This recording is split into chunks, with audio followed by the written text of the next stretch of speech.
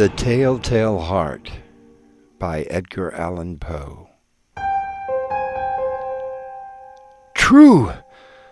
Nervous. Very, very dreadfully nervous I had been and am. But why will you say that I am mad?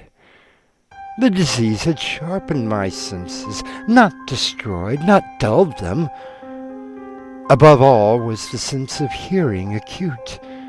I heard all things in the heaven and in the earth. I heard many things in hell. How then am I mad? Hearken and observe how healthily, how calmly I can tell you the whole story.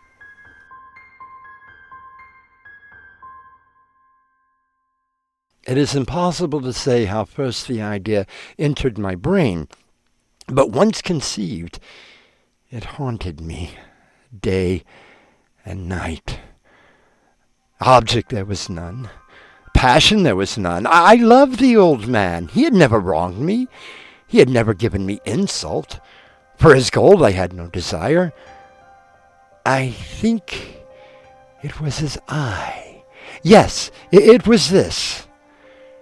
He had the eye of a vulture, a pale blue eye with a film over it. Whenever it fell upon me, my blood ran cold, and so by degrees, very gradually, I made up my mind to take the life of the old man, and thus rid myself of the eye forever. Now this is the point. You fancy me mad. Madmen know nothing. But you should have seen me. You should have seen how wisely I proceeded, with what caution, with what foresight, with what dissimulation I went to work. I was never kinder to the old man than during the whole week before I killed him. And every night, about midnight, I turned the latch of his door and opened it, oh so gently.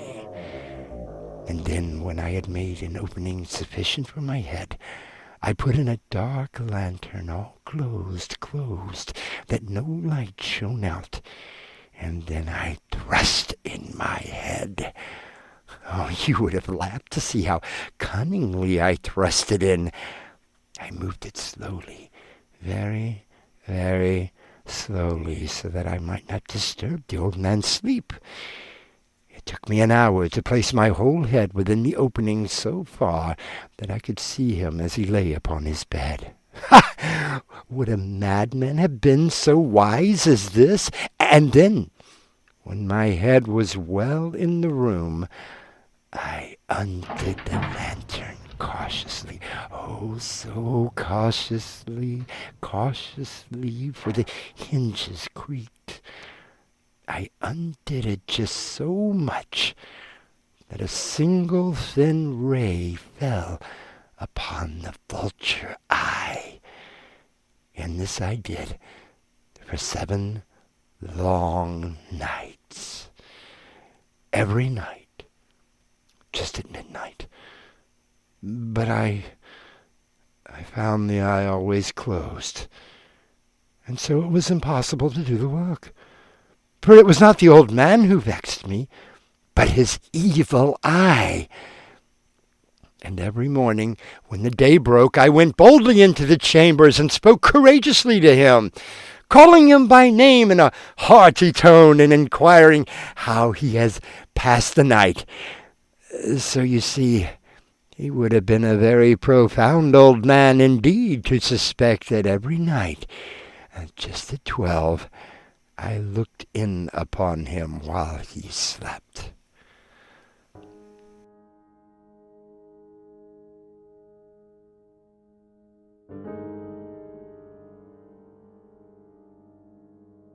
Upon the 8th night, I was more than usually cautious in opening the door. A watch's minute hand moves more quickly than did mine. Never before that night had I felt the extent of my own powers, of my sagacity. I could scarcely contain my feelings of triumph To think that there I was, opening the door little by little, and he not even to dream of my secret deeds or thoughts. I fairly chuckled at the idea, and perhaps he heard me, for he moved on the bed suddenly as if startled. Now you may think that I drew back, but no. His room was as black as pitch with the thick darkness, for the shutters were close fastened through fear of robbers, and so I knew that he could not see the opening of the door, and I kept pushing it on steadily. I had my head in and was about to open the lantern when my thumb slipped upon the tin fastening, and the old man sprang up in bed, crying out, "Who's there?" I kept quite still and said nothing. For a whole hour I did not move a muscle, and in the meantime I did not hear him lie down. He was still sitting up in the bed, listening, just as I have done night after night, hearkening to the death watches in the wall. Presently I heard a slight groan, and I knew it was the groan of mortal terror. It was not a groan of pain or of grief. Oh, no. It was the low, stifled sound that arises from the bottom of the soul when overcharged with awe. I knew the sound well. Many a night, just at midnight, when all the world slept, it has welled up from my own bosom, deepening with its dreadful echo the terrors that distracted me. I say I knew it well. I knew what the old man felt, and pitied him, although I chuckled at heart. I knew that he had been lying awake ever since the first slight noise, when he had turned in the bed. His fears had been ever since growing upon him. He had been trying to fancy them causeless, but could not. He had been saying to himself, "It is nothing but the wind in the chimney. It is only a mouse crossing the floor. It is merely a cricket which has made a single chirp." Yes, he had been trying to comfort himself with these suppositions, but he had found all in vain. All in vain, because death, in approaching him, had stalked with his black shadow before him and enveloped the victim. And it was the mournful influence of the unperceived shadow that caused him to feel, although he neither saw nor heard, to feel the presence of my head within the room. When I had waited a long time, very patiently, without hearing him lie down, I resolved to open a very, very little crevice in the lantern. So I opened it. You cannot imagine how stealthily, until at length a simple, dim ray, like the thread of the spider, shot from out the crevice and fell full upon the vulture eye. It was open, wide open, and I grew furious as I gazed upon it. I saw it with perfect distinctness, all a dull blue, with a hideous veil over it that chilled the very marrow in my bones. But I could see nothing else of the old man's face or person, for I had directed the ray as if by instinct, precisely upon the damned spot. And have I not told you that what you mistake for madness is but over-acuteness of the sense? Now I say there came to my ears a low, dull, quick sound, such as a watch makes when enveloped in cotton. I knew that sound well, too. It was the beating of the old man's heart. It increased my fury as the beating of a drum stimulates the soldier into courage. But even yet, I refrained and kept still. I scarcely breathed. I held the lantern motionless. I tried how steadily I could maintain the ray upon the eye. Meantime, the hellish tattoo of the heart increased.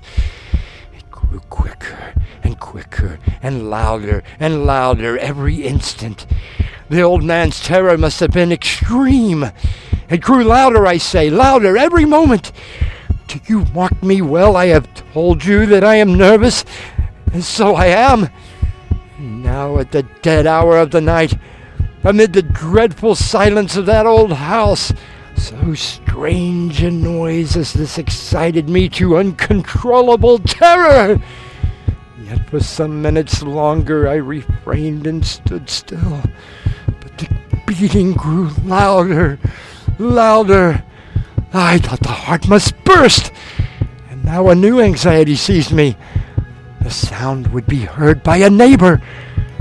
The old man's hour had come.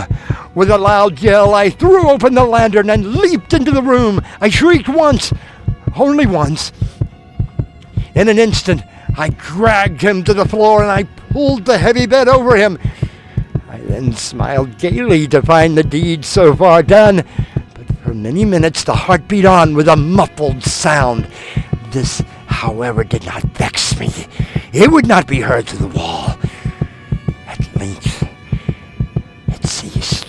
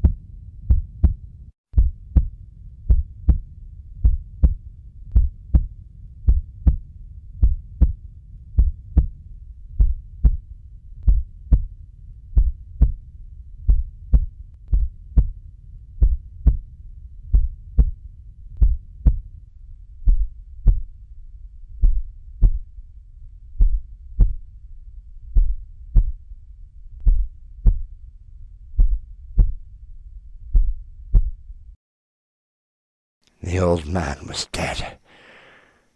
I removed the bed and examined the corpse. Yes, he was stone dead. I placed my hand upon the heart and held it there many minutes. There was no pulsation. He was stone dead. His eye would trouble me no more.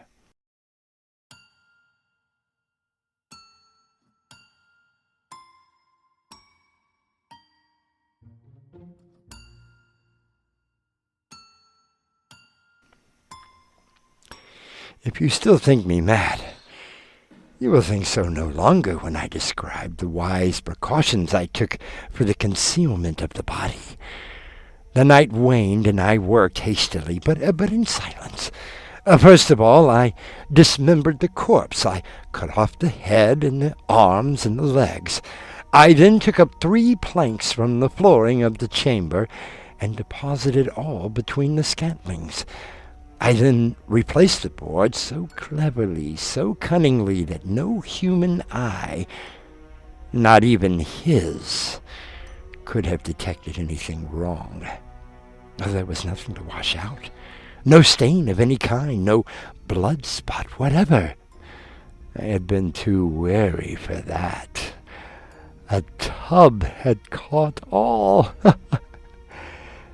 When I had made an end of these labors, it was 4 o'clock, still dark as midnight. As the bell sounded the hour, there came a knocking at the street door. I went down to open it with a light heart, for what had I now to fear? There entered 3 men who introduced themselves with perfect suavity as officers of the police. A shriek had been heard by a neighbor during the night. Suspicion of foul play had been aroused. Information had been lodged at the police office, and the officers, had been deputied to search the premises. I smiled, for what had I to fear? I bade the gentleman welcome. The shriek, I said, was my own, in a dream. The old man I mentioned was absent in the country. I took my visitors all over the house. I bade them search well. I led them at length to his chamber. I showed them his treasures, secure, undisturbed.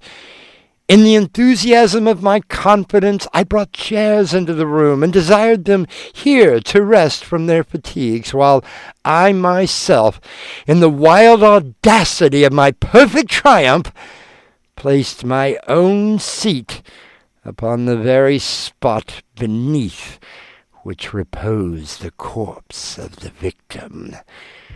Well, the officers were satisfied. My manner had convinced them. I was singularly at ease. They sat, and while I answered cheerily, they chatted of familiar things. But ere long, I felt myself getting pale and wished them gone. My head ached, and I fancied a ringing in my ears. But still they sat and still chatted. The ringing became more distinct. It continued and became more distinct. I talked more freely to get rid of the feeling, but it continued and gained definiteness, until at length I found that the noise was not within my ears.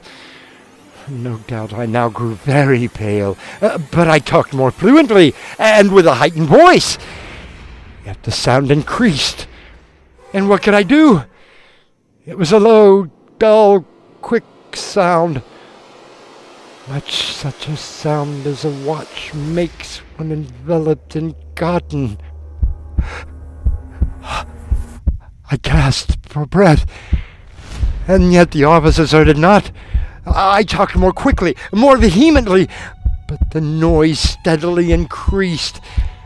I arose and argued about trifles in a high key and with violent gesticulations, but the noise steadily increased. Why would they not be gone?